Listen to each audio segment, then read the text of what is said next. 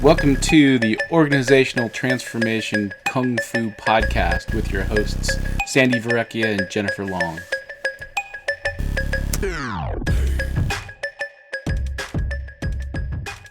Hi, welcome to Organizational Transformation Kung Fu, or as we call it, OT Kung Fu.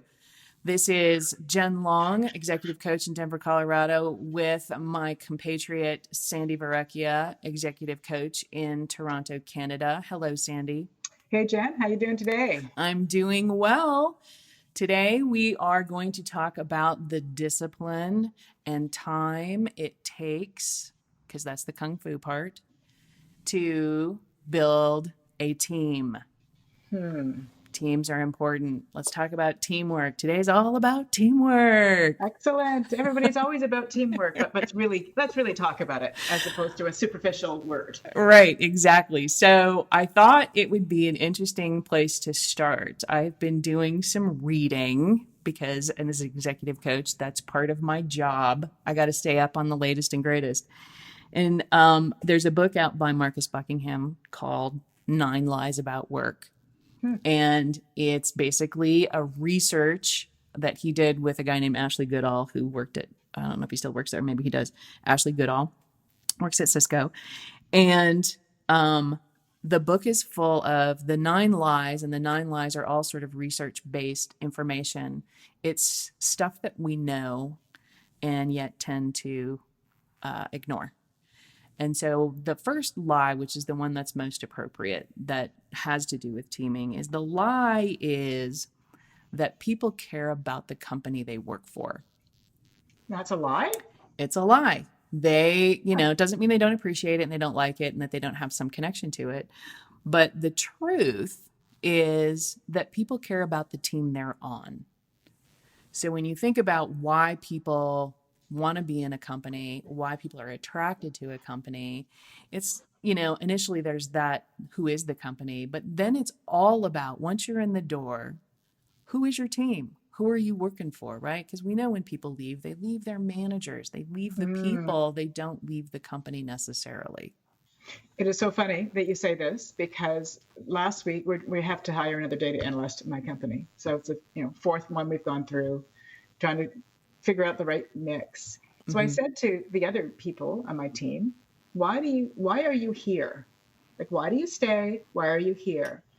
And one of the ladies said, I was only going to stay for 6 months.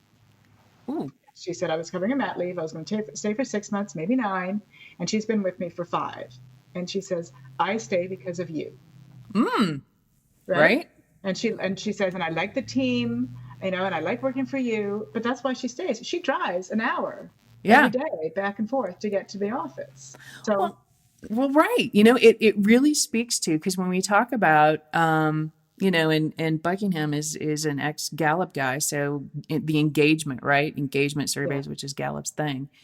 That when an engagement being defined as, discretionary effort, is that when you've got a tight team, when you've got team cohesion, when you've got that kind of connectivity to people in the job, that is why you get discretionary effort.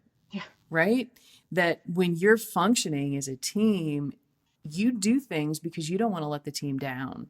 Right? So, and I was making the analogies as Sandi and I were kind of talking in our prep, that it's just like when you think about when people go to war, they don't necessarily fight for the flag. They're really, when they're in it, they're fighting for the guy next to them. Right. And it's very true. It's very true about how we work as people, that the team is it. It's why we're there. It's why we show up. But it's curious because, in the flag analogy, originally it was about the flag. Right. That's how they sold it. That's how, Yeah. That's why we signed up. Yeah. And then how quickly it morphs into, it's not even a thought about. Right. It is that person beside you, the person you have to work with every day. Right. How you relate to them, and are they aligned in how they show up every day? Right. Because your teammates have everything to do with how you're perceived.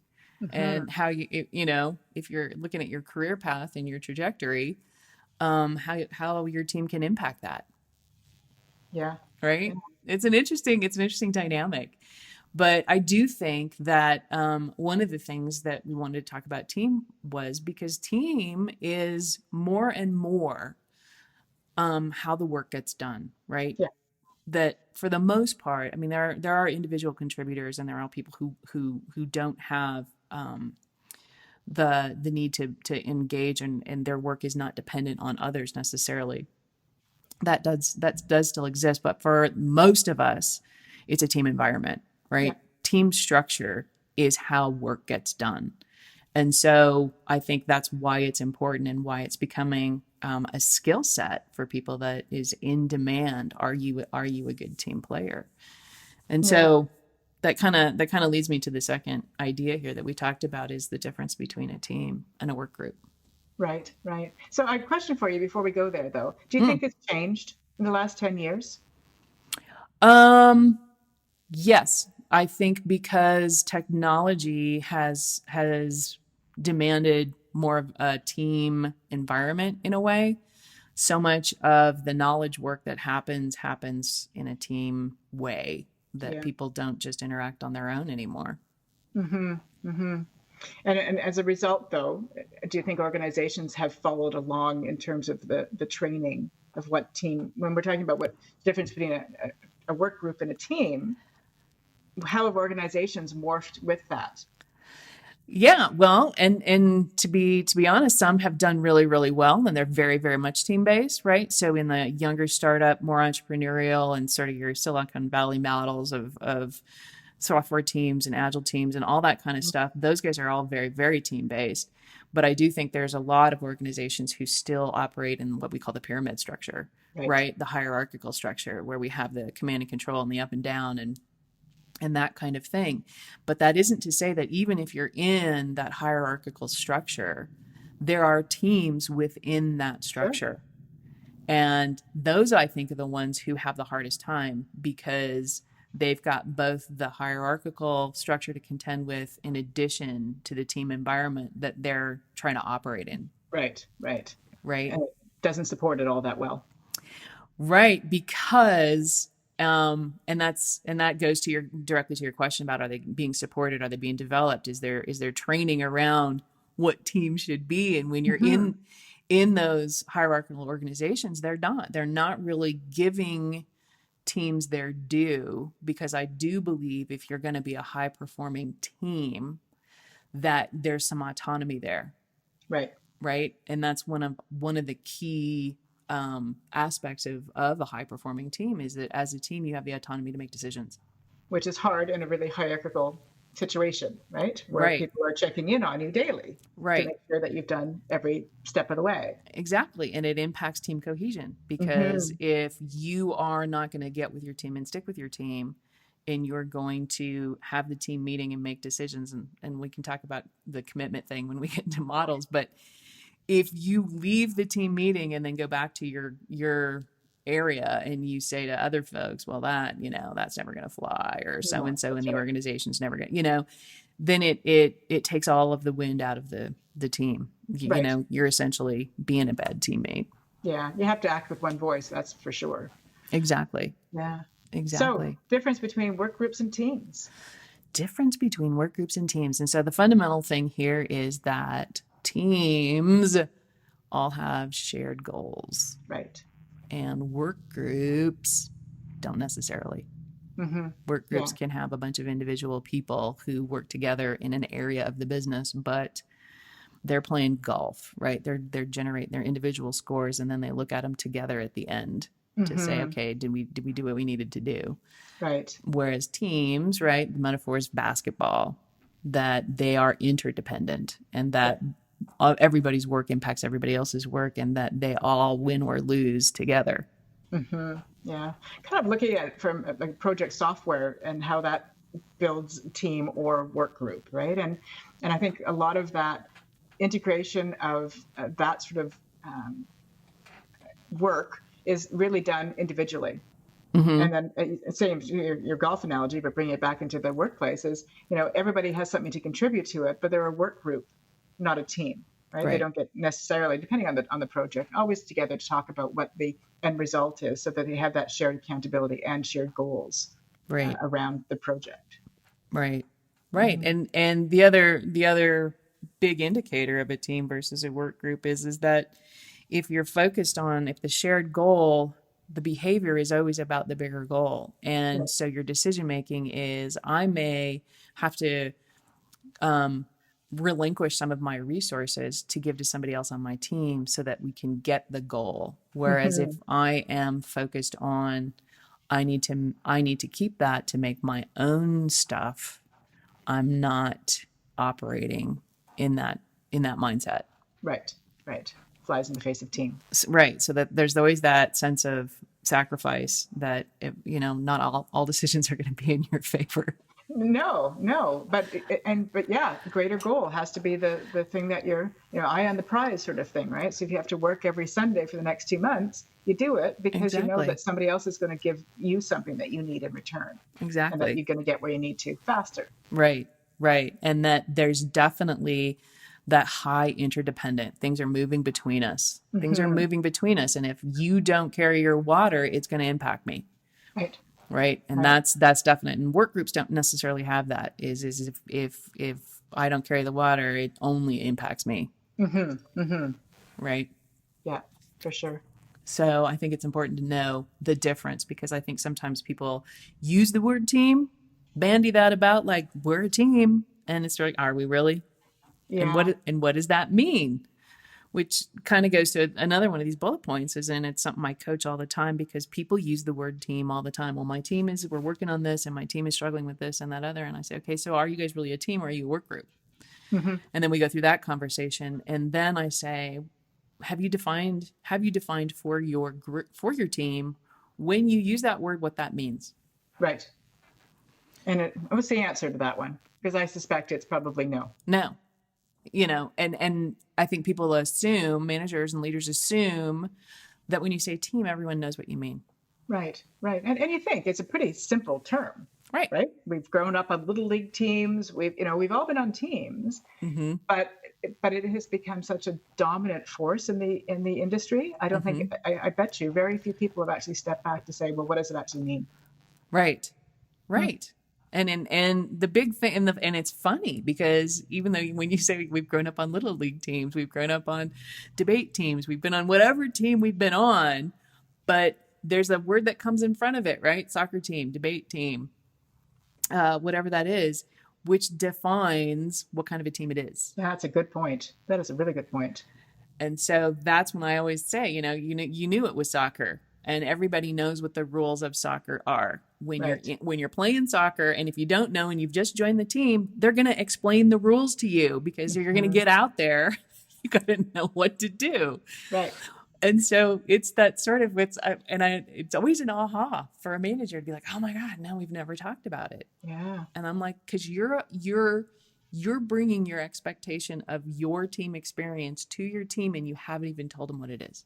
Right. And everybody on that team has their own expectations. Right. So team of five, that's 25, sets of different expectations of Right. what's aligned and what's not, right? So having that conversation makes so much sense. Right. So Right. much sense. And Wow. so, and there's a bunch. This is where it comes to, do you have a framework, right? So if I'm going to define team for my people, what's my framework, Right. Right. right? And I think it's helpful, managers and leaders, to get a framework if you Hmm. don't have one, because you can just off the top of your head kind of explain team, but I think people they want some structure.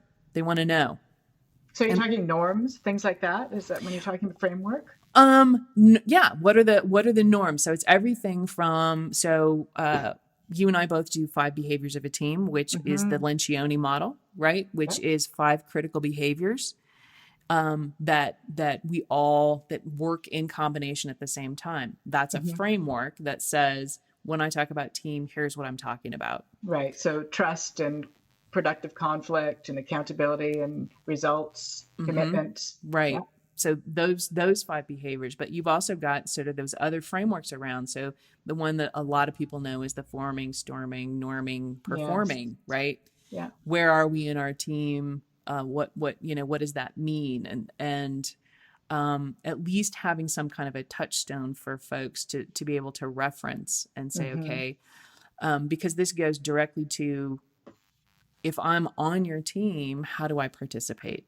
Right. If So I'm you're talking about giving language to it. Is that so that people have clarity when they're talking the same thing? If that's really what you mean. Yeah, and it's more than just shared values, right? It's not Mm-hmm. just what's important, but it's shared mindset around how we see ourselves, Mm-hmm. right? If I'm going to connect and I'm going to belong, what am I belonging to? Right, right.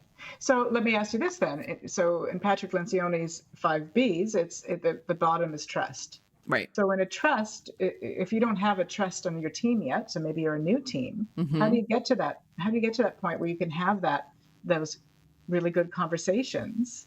Right. Right. So it gets into when which is why the framework, like having the 5 behaviors, for example, because it's the one we love, Mm-hmm. then you're able to talk about trust. And so these are fundamental behaviors, actions that we look for when we play on this team. One being transparency. Are we Mm-hmm. transparent with each other? Nobody holds information. Nobody hoards information. If you're thinking something, are you saying something, right? Yeah. Are you open? Are you out front about how you show up, both in your work and in conflict with personalities, with deadlines, with whatever it is? That kind Mm-hmm. of that's part of the trust behavior, right? Trust behavior is also things like relationship. Yeah. It's always your teammate relationships are primary relationships, and are those intact? And if you're having trouble with somebody on the team, how are you honoring that relationship to maintain the integrity, right? Mm-hmm. You can't have a fist fight with your own teammate. Let's talk hockey for a minute, since you're Canadian, right? You can fight with the other team, but you shouldn't be having fist fights with your own team, right? Right. Yeah.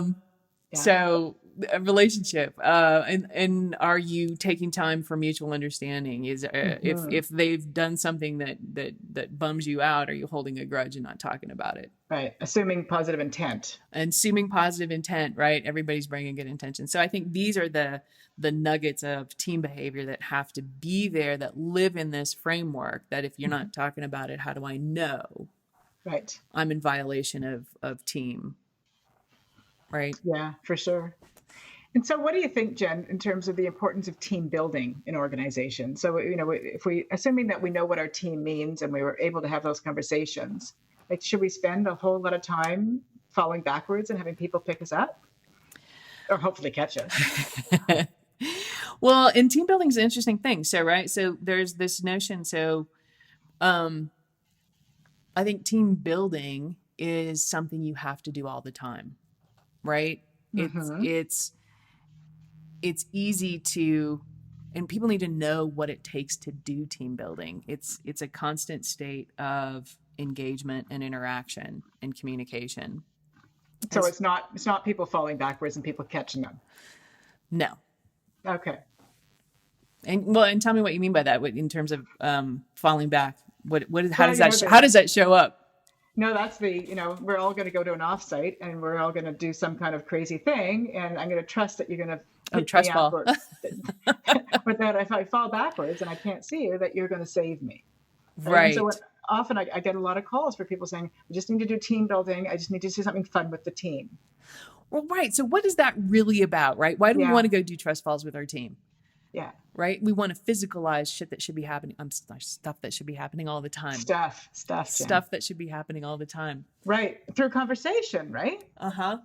Mm-hmm. Yeah. And so they're physicalizing it, right? Yeah. So team building's super important, but what you're talking about is not team building in the sense of, falling from parachutes and things. Right. But the thing that they're really doing in the trust falls and the outdoor courses and what are those rooms that people they go to Escape now? rooms. Escape rooms.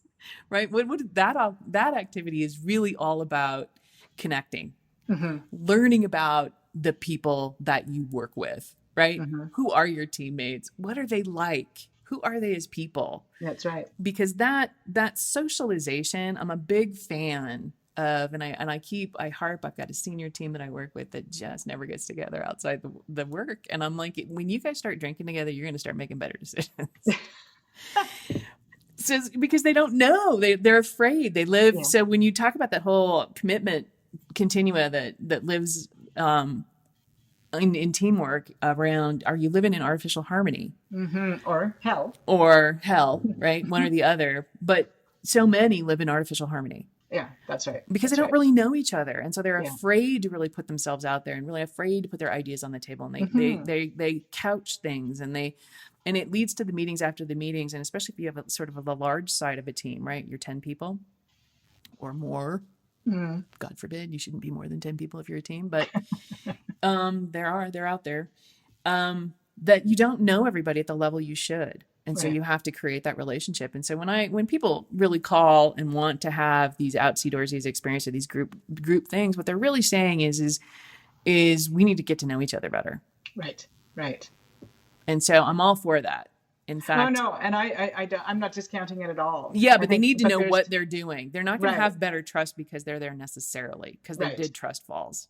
Yeah. And trust has to happen all the time. But Yeah. at You least have to have the conversations. what you learn is who's the chicken, right? Right. That's right. Who's gonna fly or fight or flight, or what happens when they get stressed? Right. Right. You're not learning necessarily the trust thing as much as you're learning about how people respond under stress. Yes. Yeah. So, But- but that's all good. But that's all. Sure. It does create the dynamic. But I just don't. You just got to do what's the ROI on the spending that kind of money. Yeah. For sure. For and sure. whatnot. But Yeah. on It that, goes back, to the point about having a framework, something that you can default to, discuss, have some similar words that people have a common understanding of what it is that you're trying to achieve as a team. right, exactly. So the framework definitely connects to what we call the ground rules, right? And the ground rules from the Lencioni thing, they start with those 5 behaviors, right? We do trust, we do conflict well. Yeah. We commit, we don't just agree. We don't really need to agree. We just need to commit. Right. We hold each other accountable for not only what we're supposed to do, but how we behave. And we have shared results. We don't focus on our personal results. We always focus on team results. And so those behaviors are part of the ground rules. But ground rules are also, every time we get together, how do we engage? Right. Are Right. our phones on? Right. No phones, right. Specific things that are indicative to your team and your team's work and your team's role and the environment you're in, right? Yeah. And taking the time. So if you haven't defined team, right, chances are you haven't done ground rules either. Exactly. Right. People just show up and there's always that guy who flips open his laptop and he's typing, but you never know if he's just doing his email or if he's actually taking notes, right? And nobody ever says anything. Ground rules. No laptops. I don't know. When I used to teach, I used to kick the kids out because they were on Facebook. I knew what they were doing. They would say, I'm taking notes, but I knew they weren't. Yeah. And so it's things like this that we, for so long, we just let things happen. I'm working with a team who is, they're all geographically dispersed. So they are virtual teams. They have to work via internet, via Zoom. They do a lot of Zoom meetings. And I found it very interesting that 90% of them never use the camera. So they're online and they are there and they can hear it, but maybe only the team lead shows up on the camera or a desktop gets shared. Oh, okay. Is it because they don't own a half suit? Well, it's because nobody's made it a ground rule.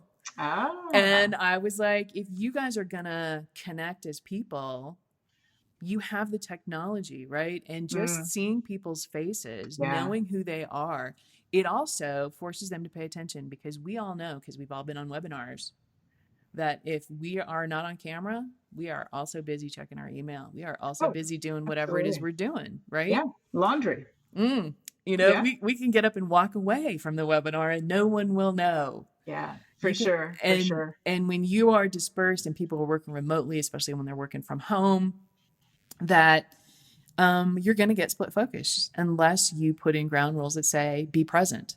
And presence means comb your hair, put on a shirt. That's right. Turn your camera on. Yeah. Yeah. And that's not a big ask. Yeah. And that's just about relationship too, right? Seeing people and their facial expressions and engaging in that way, that just builds better team. Right. It should be fundamental, you would think. Well, exactly.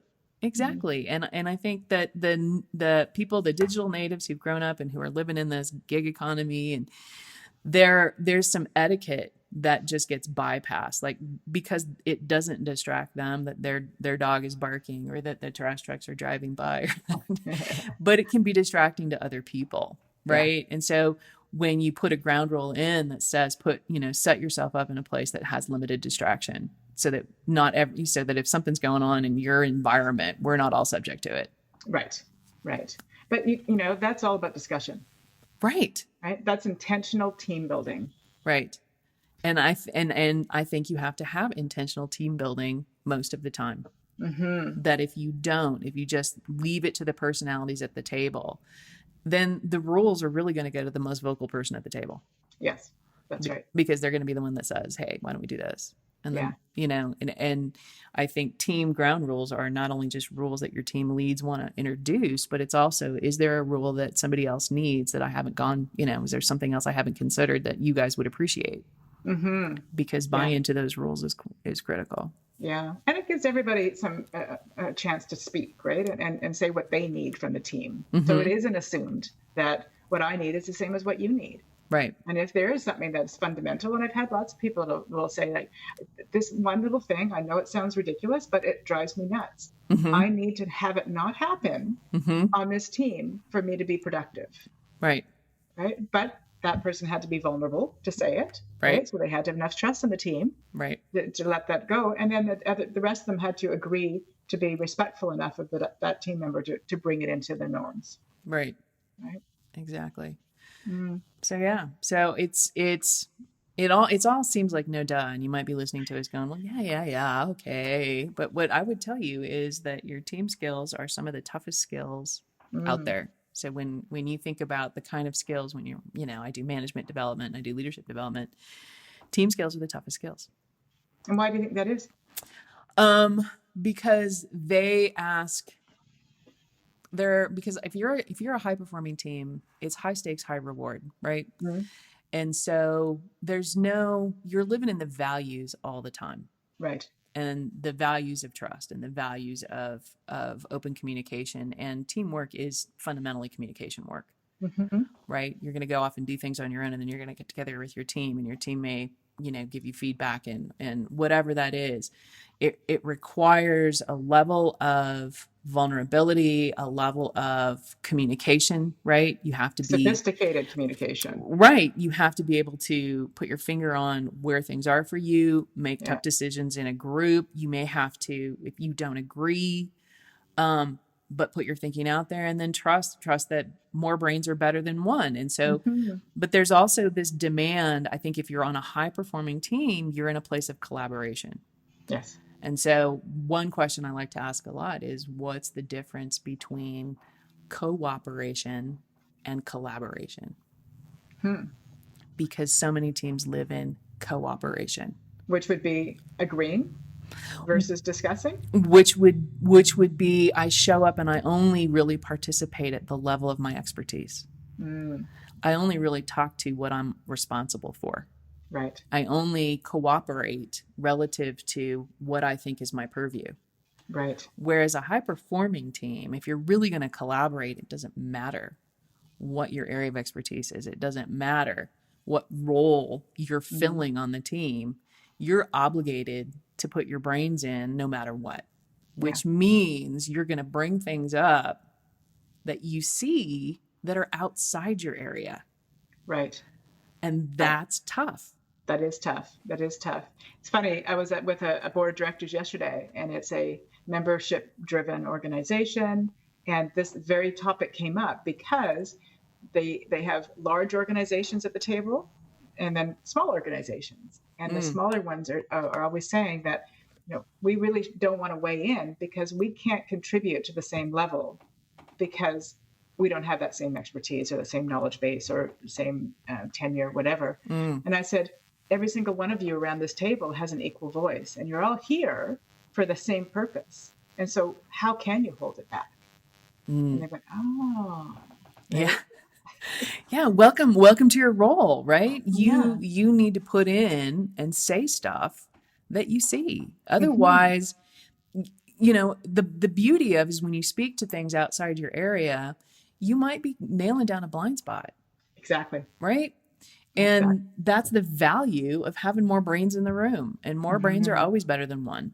Yes, absolutely. And that's why collaboration, and people talk about collaboration, but do they really do it?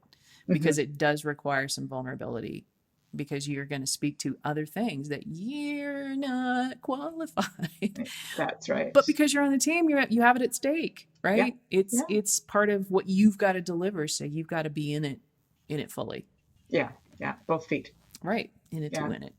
Yeah, and be vulnerable. And so again, going back to that intentionality about team, making sure that you're having those conversations, that it's open enough to have those conversations, and that you're all understanding what team actually means. Right.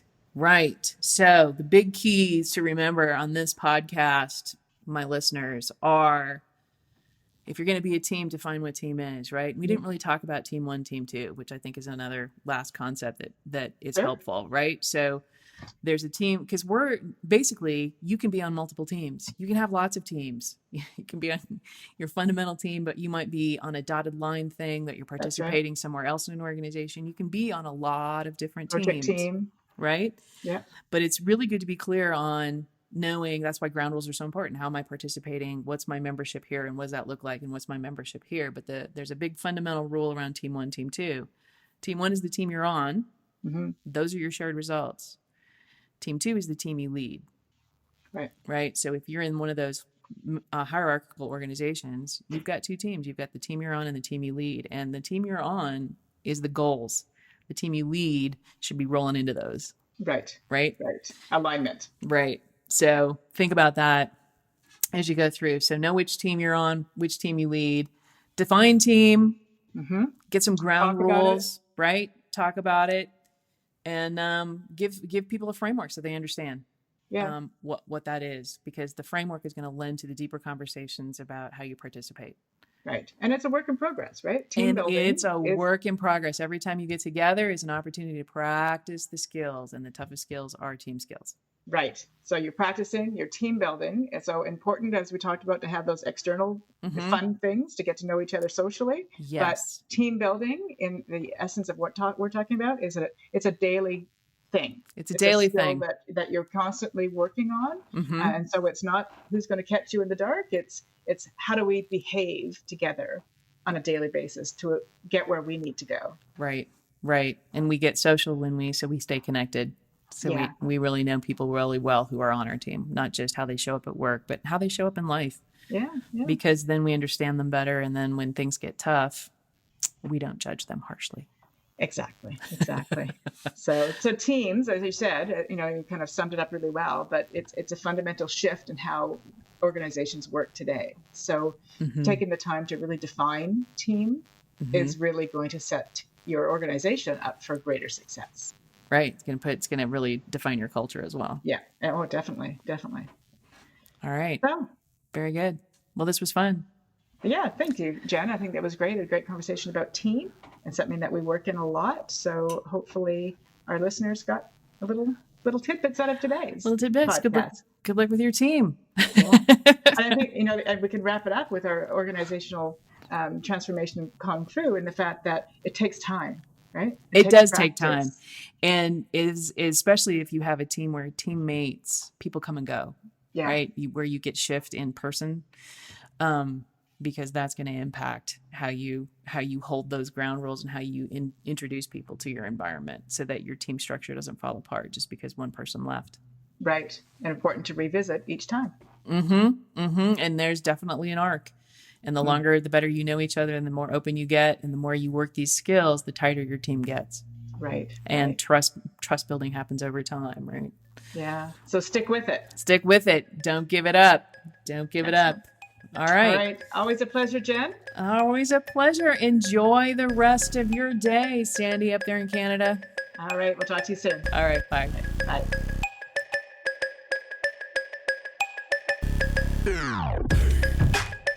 Thank you for listening, and please visit Sandi's website at satoriconsultinginc.ca.